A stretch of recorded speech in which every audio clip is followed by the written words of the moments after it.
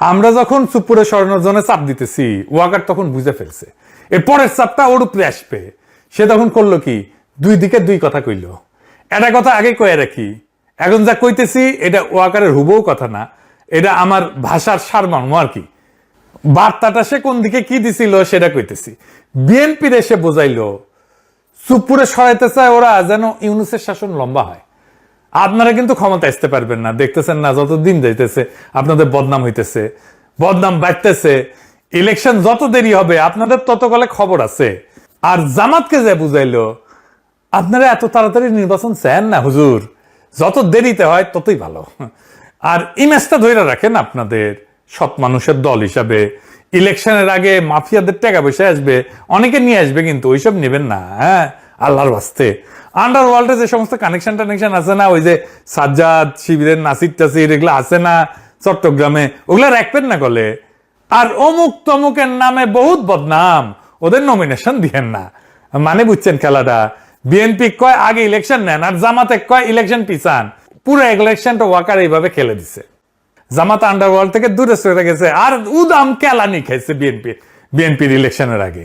ফলাফল কি হয়েছে? বিএনপি 209টা সিট আর জামাত এনসিপি মিলে তো 70টার কম আর কি। কিন্তু একটা জিনিস খেয়াল করেন, ভোট কিন্তু কম পায় না জামাত আর এনসিপি। জামাত এনসিপি মিলে ভোট পেয়েছে 38%।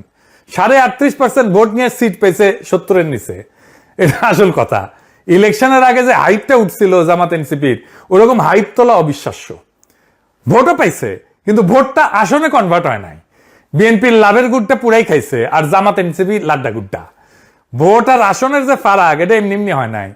টাইমিংটা কে ঠিক করে দিছিল সে কথা মনে করেন শিলং সালাউদ্দিন নিজেই কইছে, এই বাহানায় যদি নির্বাচনটা না দেয় সে ভয়ে আমরা তাড়াহুড়া করে জুলাই মধ্যে সাইন করেছি। শুনেন, আবার আমাদের একটা তাগাদা ছিল যে এরা সংস্কারের বাহানায় যদি নির্বাচনটা না হতে দেয়, সেজন্য আমরা সবকিছুতে আপোষ করে জুলাই জাতীয় সনদেও স্বাক্ষর করেছি।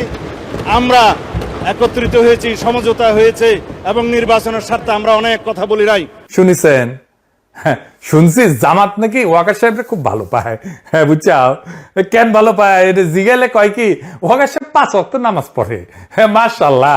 তো হাসিনারে তো তাহলে ডাবল ভালো পাওয়ার কথা জামাতের। হাসিনা তো তাহাজ্জুদও পড়তো 5 ওয়াক্তর উপরে। হ্যাঁ, এখন কইতে পারেন যে দাঁড়া আপনি ওয়াকারের উপরে কেন বিলা। আমি আগে অনেকবার কইছি, আবারও কই। অনেকে করার চেষ্টা করে ওয়াকার তার লেসপেন্সারদেরকে লাগিয়ে দিছে এটা বলার জন্য যে বিপ্লব তো বিজয় হয়েছে ওয়াকারের কারণে, তাছাড়া তো এটা খবর ছিল। হ্যাঁ, ওই যারা কয় ওরা মাঠে ছিল না, গুলির সামনে বুক পাইতে দেয় নাই। জনগণের শক্তি, বিপ্লবের শক্তি, এটা ওরা বোঝেও না, মাপতেও পারে না। কি অবস্থা হয়েছিল? পুলিশ ফেল করছে, পলাইছে, অস্ত্র ফেলা পালাইছে, থানার পর থানা ভস্মীভূত হয়েছে। দেশের 639টা থানার মধ্যে 450-র মতো থানা গুড়া গুড়া করে দেওয়া হয়েছে। পুলিশ মেরে ট্যাঙ্গে রেখেছে পাবলিক। র্যাব তো অনেক আগে ব্যবসে, বিডিআর ভয় বাইরে হয় না, রাস্তায় ছিল খালি মিলিটারি। আর সেই মিলিটারি সৈনিক আর জুনিয়র অফিসাররা গুলি চালাইতে অস্বীকার করলো। এটাই আসল কথা, ওটাই মোর। ওয়াকার তখন কি লাভে? তার সামনে বিকল্প কি? সে গিয়া কইছে আপা ভাগেন। যেই মুহূর্তে সৈনিকেরা গুলি করতে অস্বীকার করছে, সেই মুহূর্তে হাসিনার পরাজয়, ওর লাস্ট ডিফেন্স ভেঙে পড়ছে। আর যদি সৈনিক আর জুনিয়র অফিসাররা গুলি চালানো অব্যাহত রাখতো, তাইলে ক্যান্টনমেন্ট গুলো থানার মতো তামাতামা হয়ে যেত। ওয়াকারের বিন্দু মাত্র ক্রেডিট নেই।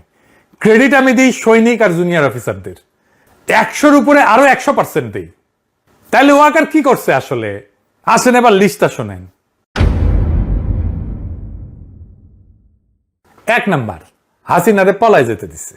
এখন কইতেছে যে হাসিনার নামে নাকি ইমিগ্রেশন আইনে মামলা হবে ইমিগ্রেশন না করে যাওয়ার জন্য। তো গেছে তো সামরিক বিমানে, ব্যবস্থাটা কে করে দিছে? ওয়াকার তো। তাহলে ওয়াকারের নামে মামলা হবে না কেন? 2 নাম্বার, আওয়ামী লীগার আর খুনি পুলিশ অফিসারদের ক্যান্টনমেন্টে আশ্রয় দিছে না? হাসান মাহমুদ তো ধরা পড়েছিল, সে পত্রিকায় নিউজ আসছে। সে বিদেশে গেল কেমনে? জেনারেল মুজিব তার জিম্মা থেকে পালায় গেল কেমনে? 3 নাম্বার, প্রফেসর ইউনূসকে আয়নাঘর দেখতে দেয় নাই, জানেন না? 32 নাম্বার ভাঙ্গা দেওয়ার পর বাধ্য হয়ে রাজি হয়েছে ডরে। বাতের রুগীর যেমন আমাবস্যার পূর্ণিমায় ব্যথা আগে ওঠে না, তো আমাবস্যার পূর্ণিমায় ওনার আপার জন্য, আপা হাসিনার জন্য ওনার মন পোড়ায়, ব্যথা আগে ওঠে, কিছু একটা করার জন্য হাত নিষ্পিস করে। ও সিইসি হাবিবুল্লাহ আওয়ালের সাথে দেখা করে তারা তত্ত্বাবধায়ক সরকারের প্রধান হওয়ার রিকোয়েস্ট করেছিল ওয়াকার। তার আগে গেছিল প্রধান বিচারপতির কাছে, প্রফেসর ইউনূসের টাইমে যে প্রধান বিচারপতি ছিল। আদালত কইছে, আদালতের রায় তত্ত্বাবধায়ক ব্যবস্থা ফিরে আসলে ইউনূস সরকারকে হটায় একটা তত্ত্বাবধায়ক বানায় তার প্রধান হইতে কইছিল। 5 নাম্বার, আর্মির যে অফিসারদের নামে মানবতা বিরোধী অপরাধের নামে মামলা হয়েছে ক্যান্টনমেন্টই রাখছে তাদেরকে, সেখান থেকে মাঝে মাঝে আসে এসি বাসে চাইপা আদালতে। 6 নাম্বার, প্রথম থেকে সে ইনক্লুসিভ ইলেকশনের কথা কয়ে আসছে। ইনক্লুসিভ মানে কি? ইনক্লুসিভ মানে আওয়ামী লীগ সহ, হাসিনা সহ নির্বাচন। এখন বিএনপির অভিযোগ হইতেছে সুপ্পু লন্ডনে গিয়ে শেখ হাসিনার সাথে কথা কইছে, তাই না? এখন বিএনপির মনে হয়েছে যে এমন একটা বিভীষণকে ক্ষমতার কেন্দ্র রেখা তারা নিরাপদ না, ফলে তাকে বিদায় করতে হবে। তাইলে সুপ্পুকে এই প্রথম হাসিনার সঙ্গে কথা কইছে। বিগত 5 আগস্ট থেকে আজ পর্যন্ত সুপ্পু যে বহুবার এই ধরনের তৎপরতা চালাইছে তা অনেকেই জানে। আমরা তখন সতর্ক করছিলাম, কানে দেয়নি বিএনপি। উল্টা বিএনপির একটা অংশ, ওয়াকারের ভাড়াটা বাহিনী, রামপন্থীরা, ওয়াকারের প্রতিপালক সব একসাথে নানা অপপ্রচার চালাইছে। আমরা নাকি অস্থিতিশীলতা করি, আমরা নাকি মববাজ, আমরা নাকি ইউনূস সরকারের ক্ষমতা দীর্ঘায়িত করার চক্রান্তকারী। কারণ ওরা তখন সুপ্পুকে রক্ষা করতে মরিয়া। আর এখন বাস্তবতা হইলো এই প্রক্রিয়ায় সুপ্পুর আশ্রয়দাতাকে, এই সুপ্পুর আশ্রয়দাতা তো ওয়াকার নিজে। ওয়াকারের অনুমোদন এবং সুরক্ষা ছাড়া সুপ্পুর পক্ষে এক পাও আগানো সম্ভব ছিল না। সুপ্পু নিজেই বলছে ওয়াকার এবং বিএনপি তাকে সমর্থন করছে। এখন নব্য বিএনপি সাজার চেষ্টা করা লোকদের কাছে আমার প্রশ্ন, আপনারা কেন জিজ্ঞেস করতেছেন না সুপ্পু কি আগে শেখ হাসিনার সাথে যোগাযোগ রাখছে? জেনারেল ওয়াকার রাখে নেই? জেনারেল ওয়াকার আর তার বইয়ের ফোন ফরেন্সিক করেন, বাইরে হয়ে যাবে কার কার সাথে কথা বলছে। সুপ্পুর লন্ডন সফরের ব্যবস্থা কে করে দিছে? এটা তো কেউ কাউকে অনুমোদন করতে হয়েছে, ফান্ড দিতে হয়েছে। কে করছে? তো ওইখানে যে কার সাথে আলাপ করছে, কি বার্তা নিয়ে আসছে? এটা কি কোনো গোয়েন্দা সংস্থায় যোগাযোগের খবর রাখছে? যাদের দেখার কথা তারা আদৌ দেখছে? তারেক রহমানকে কি তার গোয়েন্দা সংস্থাগুলো এই বিষয়ে কোনো মেমো দিছে, কোনো ব্রিফিং করছে? ওয়াকার কি করতে চাইবে? চোখ বন্ধ করে আছে। ওয়াকার ওইখানে থাকবে আর সুপ্পুকে সরাবে, কোনো লাভ হবে? কোনো লাভ হবে না। সুপ্পু, ওয়াকার, আওয়ামী লীগ এবং ইন্ডিয়া, এই 4 শক্তির অক্ষয় আজকে বাংলাদেশের রাজনৈতিক অস্থিরতা তৈরির মূল কারিগর। শেখ হাসিনাকে ফিরে আনা, বর্তমান সরকারকে ক্ষমতাচ্যুত করা কিংবা এর সাথে শাসনের মতো কোনো ব্যবস্থা কায়েম করা, একটা মার্শাল ল দেওয়া, সবই নির্ভর করছে এদের পারস্পরিক মেলবন্ধন এবং যোগাযোগের উপরে। হাসিনা যে ডিসেম্বরে ফিরবে বলে ঘোষণা দিয়ে রাখছে, এটা এমনি এমনি দেয় নাই। ওই গঙ্গার পানি এসে বুড়ি গঙ্গায় জমিচ্ছে। এখন বুঝতে পারছে এটা বিএনপি। বিএনপি যখন এই বন্যায় ভেসে যাবে, গঙ্গার পানির বন্যায় বুড়ি গঙ্গায় আসছে, ওই পানিতে নৌকা চালাবে আওয়ামী লীগ। বিএনপি গলে একই জায়গায় প্রত্যেকবার মারা খায়, এই সেনা প্রধানের জায়গায়। আর সুপ্পু কাণ্ড প্রমাণ করে বিএনপি নেতৃত্বের রাষ্ট্রচিন্তা কত স্থূল প্রকৃতির। দলটা সবসময় এই জায়গায় মারা খায়। ইতিহাসটা দেখেন, এরশাদ বিএনপি তারে সেনাপ্রধান বানাইছিল, তাই না? জিয়া হত্যাকাণ্ডের সাথে যুক্ত ছিল। তারপর কু করে বিএনপি সরকারকে ফেলাই দিল। জেনারেল নাসিমকে বিএনপি সেনাপ্রধান বানাইছিল না? নাসিম কু করতে গেছিল, মানে মঈন সবাই ডিঙায় তারে নিয়ম ভেঙে সেনাপ্রধান বানাইছিল না? মঈন তো তারেক রহমানের মাজা ভেঙে দিল। 3 বার একই জায়গায় একই ভুল। আর এখন ওয়াকার আবার আর এক ভুল। সুপ্পু তো লন্ডনে যায় কেন? তলে তলে কি করছে কে জানে? কথা বলার জন্য ফোন লাগে নাকি? হাতে লেখা চিঠি দিয়েও তো ষড়যন্ত্র করা যায়। এই যে ইন্ডিয়ার রাষ্ট্রদূত এসে যে রিসিভ করলো তারে, সে যে সুপ্পুর হাতে কিছু বুঝে দেয় নাই, এটা কে জানে? এত কইরা কইলাম না, সুপ্পুর তাইলে লাগবেই। সুপ্পু স্যার ওদের চলেই না। সুপ্পু ভালো ছেলে, সে কাঁঠাল রানীর সাথে কথা বলে না। হ্যাঁ, দুষ্টু লোকেরা এই সমস্ত বাজে কথা বলে। হ্যাঁ, তো দুষ্টু লোকেরা এই সমস্ত বাজে কথা বলে, কান নিয়েন না। এবারে সুপ্পুর অসুখটা কি এটা একটু বুঝে দেখি, এটা আবার ইন্টারেস্টিং একটা ব্যাপার। এটা মানুষের কাজে লাগবে। মানে সুপ্পু পদত্যাগ পত্রে লিখছে তার অসুখ হচ্ছে অটোনমিক নিউরোপ্যাথি, ইংরেজিতে লিখেছে। এটা বিশাল বড় অসুখ, মাঝে মাঝে জ্ঞান হারাই ফেলে নাকি। ওই চিকিৎসা করতে যাবে, ওই বিদেশে যাবে। শোনান রিতেশ সাহেব কি কইছে। পরবর্তী পরিকল্পনা চিকিৎসা, উন্নত চিকিৎসা করা দেশে এবং বিদেশে, প্রথমে এইটা। আর স্যার এটি কি শারীরিক কারণেই পদত্যাগ করলেন স্যার, না পলিটিক্যাল কোনো? অবশ্যই অবশ্যই অবশ্যই শারীরিক কারণেই। শুনেছেন? তবে এই অসুখটা বাংলাদেশের লাখ লাখ মানুষের আছে, তার বেশিরভাগ মানুষই জানে না। যাদের ডায়াবেটিস আছে তারা একটু মন দিয়ে শোনেন, কামে দিবে। ধরেন আমাদের শরীরটা একটা গাড়ি, আর আমাদের স্নায়ুতন্ত্র, নার্ভ, এটা হইতেছে সেই গাড়ির তারের জাল আর নিয়ন্ত্রণ ব্যবস্থা। এই মস্তিষ্ক আর স্পাইনাল কর্ড এদিক দিয়ে শিরদাঁড়ার মধ্যে দিয়ে যেটা গেছে না, সেটা হইতেছে মূল কম্পিউটার। আর সারা শরীরে ছড়ানো স্নায়ুগুলো হইলো এটা লাইন। গাড়িতে দুই রকম ব্যবস্থা থাকে, এক যেগুলো চালকের হাতে, স্টিয়ারিং ঘোরাইলে গাড়ি ঘোরে, ব্রেক চাপলে থামে, এক্সেলারেটর দিলে ছোটে, শরীরেও তেমন, হাত তুলতে চাইলে হাত ওঠে, কেটে গেলে ব্যথা টের পায়। আর দুই নম্বর হচ্ছে যেগুলো চালক শুয়েও দেখে না, যেমন ধরেন ইঞ্জিন গরম হইলে ফ্যান নিজে থেকে চালু হয়ে যায়, ব্যাটারি নিজে থেকে চার্জ হয়, তেল ঠিক মাপে ইঞ্জিনে পৌঁছায়, চালকে কিন্তু এটার কিছুই জানে না, ড্রাইভার এটার কিছুই জানে না, জানার দরকারও নাই। শরীরেও তাই, ঘুমের মধ্যেও হার্ট চলে, তো হার্টটা বন্ধ হয়ে যায় না, শ্বাস চলে, খাবার হজম হয়, রক্তচাপ ঠিক জায়গায় থাকে। এই যে স্বয়ংক্রিয় ব্যবস্থা, এটার নাম অটোনমিক নার্ভাস সিস্টেম। আর অটোনমিক নিউরোপ্যাথি মানে এই স্বয়ংক্রিয় ব্যবস্থাটা নষ্ট হয়ে গেছে। চালক ঠিকই আছে, স্টিয়ারিং ব্রেক ঠিক করছে, কিন্তু ভেতরে যে অটোমেটিক অংশটা আর সাড়া দিতেছে না। এটা উদাহরণ দিই, ধরেন আপনি যখন শুয়ে থাকেন বা বসেন বা হঠাৎ দাঁড়ায় যান, তিন অবস্থাতে আপনার রক্তচাপ মোটামুটি একই থাকে, তাই না? সুস্থ অবস্থায় কিভাবে? কারণ দাঁড়ানোর সঙ্গে সঙ্গে মাধ্যাকর্ষণের টানে রক্ত তো পায়ের দিকে নেমে যায়। ঠিক সেই মুহূর্তে এই অটোনমিক নার্ভাস সিস্টেম রক্ত নলীগুলোকে চেপে ধরে, হার্টকে একটু জোরে চালায়, ফলে মাথায় রক্ত পৌঁছাইতে ঘাটতি হয় না। পুরা ব্যাপারটা ঘটে সেকেন্ডের ফ্র্যাকশনের মধ্যে, আপনি টেরও পান না। এই অটোনমিক সিস্টেমটা নষ্ট হয়ে গেলে এই কাজটা আর হয় না। রোগীর দাঁড়াইলে রক্ত পায়ে জমে যায়, রক্তচাপ পড়ে যায়, মাথায় রক্ত কমে যায়, মাথা ঘোরে, চোখে অন্ধকার দেখে, জ্ঞান হারায় ফেলে। ডাক্তারি ভাষায় এটাকে বলে অর্থোস্ট্যাটিক হাইপোটেনশন। আর মজার ব্যাপার হইল, একই রোগী শুয়ে পড়লে উল্টা রক্তচাপ বেড়ে যায়। শুধু রক্তচাপ না, আরো অনেক কিছুই এলোমেলো হয়ে যায়, যেমন হার্টের রেট, হৃদস্পন্দন, এটা অস্বাভাবিকভাবে বেড়ে যায় বা কমে যায়।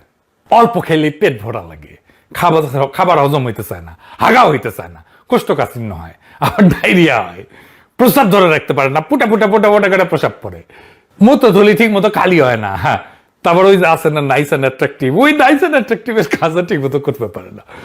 এটা কেন হয়? এটা হয় ডায়াবেটিস থেকে। সমস্ত ডায়াবেটিস রোগীর এই নিউরোপ্যাথি হয়, এই আলটিমেটলি এই জায়গায় যায়। দীর্ঘদিন ডায়াবেটিস থাকলে রক্তনালী আর স্নায়ুর যে তারগুলা, এটা ধীরে ধীরে নষ্ট করে ফেলে। এক দুই দিনের না, বছরের পর বছর ধরে। অনেকটা তারের প্লাস্টিকের যে আবরণ আছে না, ওই আবরণ ক্ষয়ে যাওয়ার মতো, বাইরে থেকে দেখা যায় না, কিন্তু একদিনে লাইন কাজ করা বন্ধ করে দেয়। ডায়াবেটিস যত পুরনো, যত অনিয়ন্ত্রিত, স্নায়ুর ক্ষতি তত বেশি। দীর্ঘমেয়াদী ডায়াবেটিস রোগীদের একটা বড় অংশ কোনো না কোনো ধরনের এই নিউরোপ্যাথিতে আক্রান্ত। তাদের মধ্যে উল্লেখযোগ্য অংশের এই অটোনমিক ধরনটা হয়। কিডনি, হার্ট সবকিছুর উপরে ডায়াবেটিসের ছাপ ফেলে। এই সুপুর আর কিছুই হয়নি, এর ডায়াবেটিস হয়েছে, আনকন্ট্রোল ডায়াবেটিস হয়েছে। এর চিকিৎসা সবার আগে ডায়াবেটিস নিয়ন্ত্রণে আনা। এখন সে বিদেশ যাবে চিকিৎসা করতে, ডায়াবেটিস কন্ট্রোল করতে দেশের বাইরে যাওয়া লাগে নাকি রে বেকুব? ভাল শুন, বিদেশের ডাক্তারিতে কি জাদু আছে? বঙ্গভবনের ডাক্তার থাকে 24 ঘন্টা, নার্স থাকে, এত বড় জায়গা, হাঁটার জায়গা আছে, জিম আছে, বাগান আছে, আর সে নিজের ডায়াবেটিস কন্ট্রোল করতে পারে না। চিন্তা করেন, এমন একটা লোক দেশের দায়িত্ব নেয় যে কিনা নিজের খেয়াল নিজে রাখতে পারে না। আর যার ডায়াবেটিস আছে তাদের বলি, টেক কেয়ার নিজেকে করতে হয়। ডায়াবেটিস কোনো একক রোগ না, অনেকগুলো রোগের গুচ্ছ। কিন্তু এই রোগ এমন না যে আপনি ভেজিটেবল হয়ে গেছেন। দেখেন, আমার কোনো রোগ দেখতে পান? আমার মেলা রোগ আছে, যাই হোক, সেরকম কিন্তু দেখতে পাচ্ছেন পান না। এই যে আমার চোখে চশমা, চোখে অসুখ আছে না?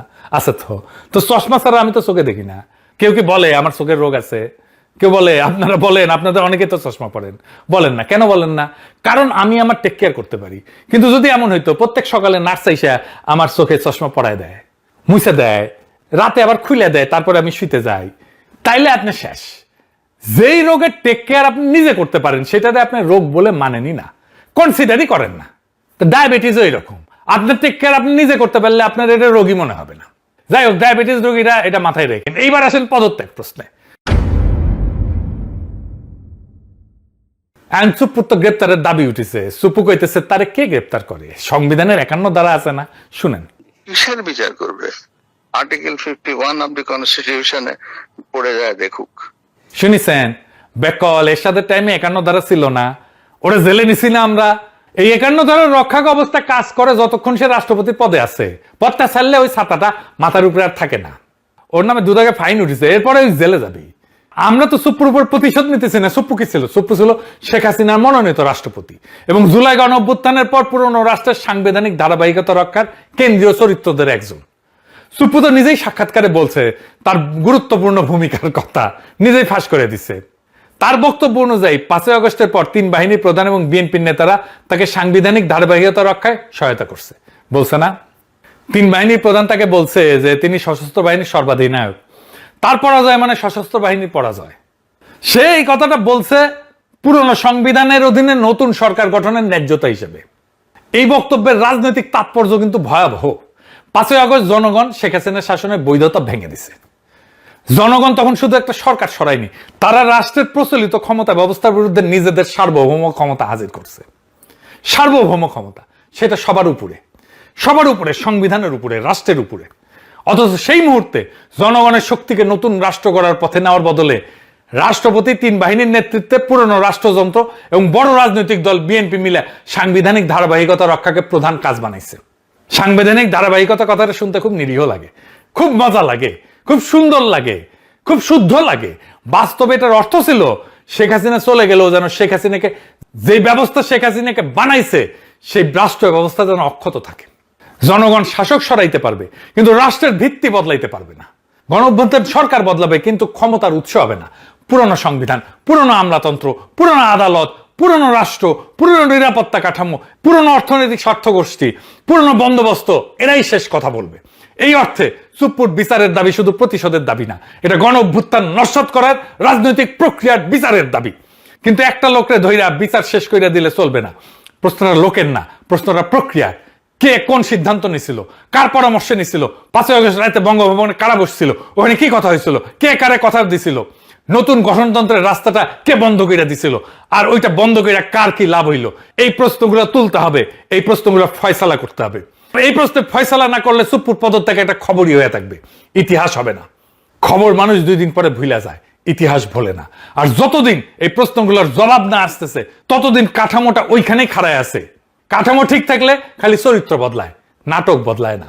কালকে সুপ্পুর জায়গায় আরেকজন এসে বসবে, আপনি তার নামও জানেন না, কিন্তু কাজটা হুবহু সে একই করবে। তাই ঘুরে ফিরে ওই প্রথম কথাতেই আসি, সুপ্পুর রক্ষাকর্তা কে আসিল, ওয়াকার, আর সাথে কে ছিল, এইটা আমি কই নাই, সুপ্পু নিজেই কইছে। তাইলে ওয়াকারে বহাল রেখা খালি সুপ্পুরে সরাইলে কাজ হবে, হবে না। আর এই জবাবটা বিএনপি সরকারকেই দিতে হবে। নিজের ক্ষমতার নিরঙ্কুশ না করলে বিএনপি সরকার টিকবে না। কয়ে রাখলাম, ওই সেই নিকাই বসবি, খালি এনা ঘ্যান ঘ্যান করবি। তবে কিছুদিনের মধ্যে সুপ্পু অ্যারেস্ট হচ্ছে, জেলে যাচ্ছে, এটাও কম না। আপাতত আমাদের কাজ একটাই, মুড়ির টিন নিয়ে বসা, খেলা দেখার জন্য। পকেটে পয়সা থাকলে পপকর্ন নিয়ে বসতাম। আসেন আমরা দেখি খেলাটা চলতেছে কোন লেভেলে এবং খেলাটার ফলাফল কি হয়। এই ফলাফলটাকে জনগণের পক্ষে নিয়ে আসাই আমাদের কাজ, যেন আমরা জনগণকে আজাদ করতে পারি। ইনকিলাব জিন্দাবাদ।